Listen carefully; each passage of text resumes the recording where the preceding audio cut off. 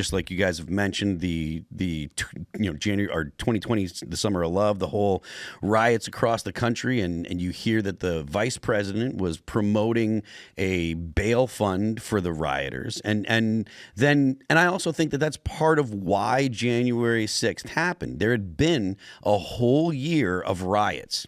Oh, yeah. And you saw the way the government had treated those people, and it had been kid gloves the entire time. An FBI federal building in Portland, or it was the Portland, Colorado, I think. Is it Portland. The courthouse? It's courthouse in Portland, Oregon. Portland? Oh, okay. Yeah, in Portland, Oregon. That was under siege for at least 100 days, possibly longer. Yeah. Every night, the riot police were out there, defending the Fed's building, and so when you go to DC thinking that it's going to be a peaceful protest, and the vast majority of people were, it makes sense that the American people are kind of like, wait a minute here, hold on, unless you're the most partisan person, imaginable, you're going to kind of have that sense. Do you guys have? I mean, I assume you have the same sense. Look, I just have to say this: 2020, all of 2020, and the Hunter Biden laptop suppression, along with the rigged election, along with January 6th, all of these things are the hallmarks of regime change. It was a coup. Our government, the CIA, our government has become expert level at regime change. What we have to do is recognize all the hallmarks or all the signs of regime change, right? Most of the time, regime changes happen when there's a death of a monarch or an election. Okay. So what we saw in 2020 was a globalist, Chinese, radical Islam, like all of these communist, fascism, Satanism, Luciferian, they all got together pretty much and agreed that they were going to try to destroy America. And if you look into Yuri Bezmenov and his talk about the ideological subversion campaign of the Soviet Union, psychological warfare, demoralization, destabilization, crisis, and normalization, then what you're seeing when you look at January 6th in context of the last several decades is that these people that have been trying to destroy our country for decades finally got in office. At least that's what January 6th and all that stuff was all about. And I consider it just a really crappy afternoon, Fair enough. But you're right, absolutely. So, actually, why don't you elaborate a little bit on what your sense of the situation was, Jay? Well, when you went there, what were you thinking when you were going there, and what were you thinking like when you were actually there? What was your intent on being there? My intent on being there was to basically stand up for people that couldn't be there, and myself included, to support, pushback against a lot of the left's where we were headed politically in our country. The ridiculous things that were being instituted in schools, the indoctrination, the trans movement, not to say that I'm against trans people or anything like that. It's just that it doesn't really have a place in a forefront in our society, and to be celebrated as much as it was kind of shoved down our throats. And that type of thing just didn't seem to make sense to me. And when I was there, I was quite surprised at the group that people that made up that group. It was a lot of, as I said, like grandmas and older people, and there was kids, and someone pointed out the other day there was a bunch of dogs there.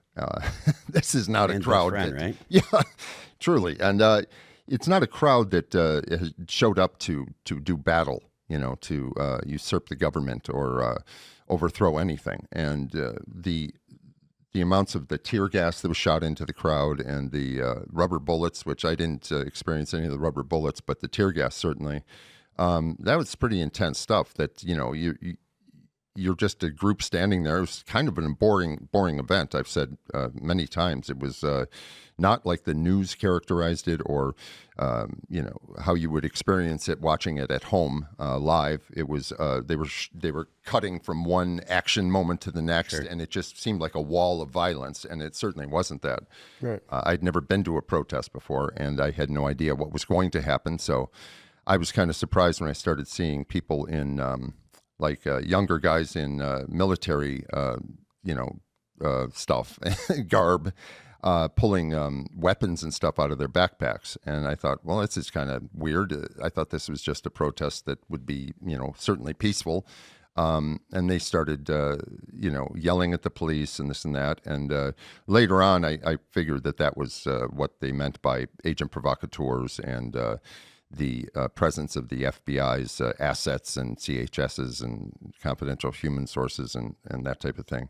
And when I heard about that, it felt like there was a lot of that there because it was very odd. Like out of nowhere, people would just start shit with the police. Start stuff with the police, and then I also saw the police being very starting stuff themselves. Like when people would turn around, they'd hit them with a club or just be very aggressive out of with little provocation, and it became very very confusing as to why these pockets of violence were erupting and what people were planning on doing with that. So. When I got caught up in it, I didn't feel threatened at all because the group was, for the most part, peaceful, and it started, getting a little bit rowdy. And I thought, well, this is ridiculous. Like, there's no reason for this. And then a crowd push came, and I got caught in that. But I ran like a sissy away from that because I wanted no part of it. Yeah, there's no point, So it was. A real education in the way that the media can take an event and totally change it towards their narrative. And people remarked to me that I feared for my family when I was watching that, and our way of life was threatened. And I was like, "Are you kidding me?" That's, it was a manipulated psyop. Thanks for watching this clip from the Culture War podcast. We're live every Friday, 10 a.m. to noon. So subscribe and come hang out.